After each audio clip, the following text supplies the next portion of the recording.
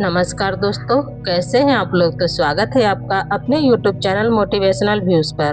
तो ये बताने के लिए कमेंट्स बॉक्स में हर हर महादेव जरूर लिखिए। चलिए दोस्तों, आज के इस वीडियो में हम जीतपुत्री का व्रत की कथा सुनेंगे। कैसे जितवाहन भगवान ने गरुड़ के सामने जाकर सारे बच्चों की रक्षा की। तब से जीतपुत्रिका का व्रत माताएं बहनें अपने संतान की लंबी आयु के लिए करने लगी। चलिए कथा को शुरू करते हैं। गंधर्वों के राजकुमार का नाम जीतवाहन था। वे बड़े उदार और परोपकारी थे। जीतवाहन के पिता ने वृद्ध अवस्था में वन प्रस्थान आश्रम में जाते समय इनको राज सिंहासन पर बैठाया, किंतु इनका मन राजपाट में नहीं लगता था। वह राज्य का भार अपने भाइयों पर छोड़कर स्वयं वन में पिता की सेवा करने चले गए। वन में ही जीतवाहन को मल्यवती नामक राजकन्या से भेंट हुई और दोनों में प्रेम हो गया। एक दिन जब वन में भ्रमण करते हुए जीतवाहन काफी आगे चले गए, तब उन्हें एक वृद्धा विलाप करते हुए दिखी। पूछने पर वृद्धा ने रोते हुए बताया, मैं नागवंश की स्त्री हूँ। मुझे एक ही पुत्र है। पक्षीराज गरुड़ के कोप से मुक्ति दिलाने के लिए नागों ने यह व्यवस्था की है कि वे गरुड़ को प्रतिदिन भक्षण हेतु एक युवा नाग सौंपते हैं। आज मेरे पुत्र शंखचूड़ की बलि का दिन है। आज मेरे पुत्र के जीवन पर संकट है और थोड़ी ही देर बाद मैं पुत्र विहीन हो जाऊंगी। एक स्त्री के लिए इससे बड़ा दुख क्या होगा कि उसके जीते जी उसका पुत्र ना रहे।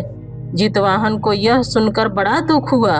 उन्होंने उस वृद्ध को आश्वासन देते हुए कहा, डरो मत, मैं तुम्हारे पुत्र की प्राणों की रक्षा करूंगा। आज उसके स्थान पर स्वयं मैं अपने आप को उसके लाल कपड़े में ढककर विदशाला पर लेटूंगा ताकि गरुड़ मुझे खा जाए, पर तुम्हारा पुत्र बच जाएगा। इतना कहकर जीतवाहन ने शंखचूड़ के हाथ से लाल कपड़ा ले लिया और वे उसे लपेटकर गरुड़ को बलि देने के लिए चुनी हुई विदशाला पर लेट गया। नियमित समय पर गरुड़ बड़े वेग में आए और वे लाल कपड़े में ढके हुए जीतवाहन को पंजे में दबोचकर पहाड़ के शिखर पर जाकर बैठ गए। गरुड़ ने अपनी कठोर चोंच का प्रहार किया और जीतवाहन के शरीर से मांस का बड़ा हिस्सा नोच लिया। उसकी पीड़ा से जीतवाहन की आंखों से आंसू बह निकले और वह दर्द से कहराने लगे। अपने पंजे में जकड़े प्राणी की आंखों से आंसू और मुंह से कहार सुनकर गरुड़ बड़े आश्चर्य में पड़ गए, क्योंकि ऐसा पहले नहीं हुआ था। उन्होंने जीतवाहन से उनका परिचय पूछा। जीतवाहन ने सारा किस्सा कह सुनाया कि कैसे एक स्त्री के पुत्र की रक्षा के लिए वह अपने प्राण देने आए हैं। आप मुझे खाकर भूख शांत करें। गरुड़ उनकी बहादुरी और दूसरे की प्राण रक्षा के लिए स्वयं का बलिदान देने की हिम्मत से बहुत प्रभावित हुए। उन्हें स्वयं पर पछतावा होने लगा।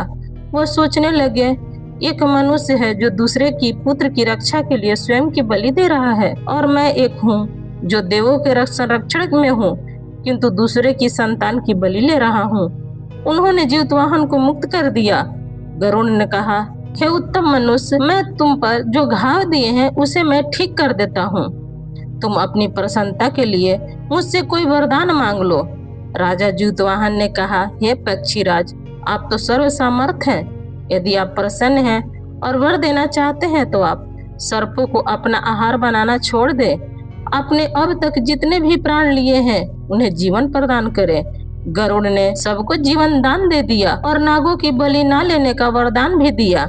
इस प्रकार जीतवाहन के साहस से नाग जाति की रक्षा हुई। गरुड़ ने कहा, तुम्हारी जैसी इच्छा वैसा ही होगा। हे राजा, जो स्त्री तुम्हारे इस बलिदान की कथा सुनेगी और विधि पूर्वक व्रत का पालन करेगी, उसकी संतान मृत्यु के मुंह से भी निकल आएगी।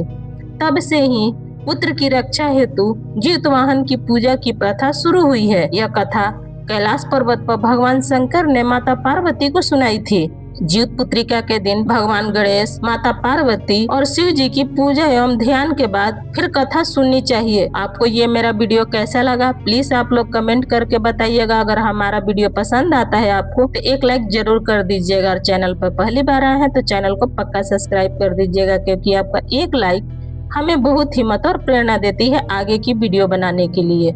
फिर मिलती हूँ एक नए वीडियो के साथ। तब तक दोस्तों जहाँ भी रहिए खूब खुश रहिए, स्वस्थ रहिए। धन्यवाद।